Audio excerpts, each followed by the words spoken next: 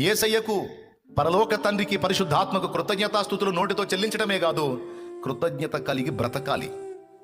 కొంతమంది కులానికి భయపడి దేవుణ్ణి మరుగు చేస్తారు, కొంతమంది మతానికి భయపడి దేవుణ్ణి మరుగు చేస్తారు, కొంతమంది ఇరుగు పొరుగులకు భయపడి దాక్కుంటారు. అవసరం లేదండి, అవసరం లేదండి. దేవుడు యేసయ్య మనం సిగ్గుపడే పరిస్థితుల్లో లేడండి. ఆయన క్యారెక్టర్ చూసినా, ఆయన ప్రవర్తన చూసినా, ఆయన సర్వ విషయాలలో మనం ప్రశంసించదగిన వ్యక్తిగానే ఉన్నాడు. కానీ మనం సిగ్గుతో తలదించుకునే అవమానకరమైన స్థితిలో మనకు దేవుడు లేడండి. ఆయన గురించి చెప్పుకోవడానికి కానీ, ఆయన బిడ్డనని సాక్ష్యం ఇవ్వడానికి కానీ మనం సిగ్గుపడాల్సిన అవసరం లేదు, భయపడాల్సిన అవసరం లేదు, దాక్కొని బతకాల్సిన అవసరం అంతకన్నా లేదు. నేను యేసుప్రభు నమ్ముకున్నా, ఆయన నన్ను ప్రేమించి నా కోసం ప్రాణం పెట్టాడు, ఆయన నా దేవుడయా. ఏంది, నేను ఆయన్నే మొక్కుతున్నా, ఆయన్నే ఆరాధిస్తున్నా, ఆయన్నే ప్రార్థన చేస్తున్నా. నేను ఆయనకు తప్ప ఇంకో దానికి నేను మొక్కను. నా దేవుడు యేసుప్రభు. ఏంది, ఎవరికో భయపడి మనం దాగాల్సిన అవసరం లేదు.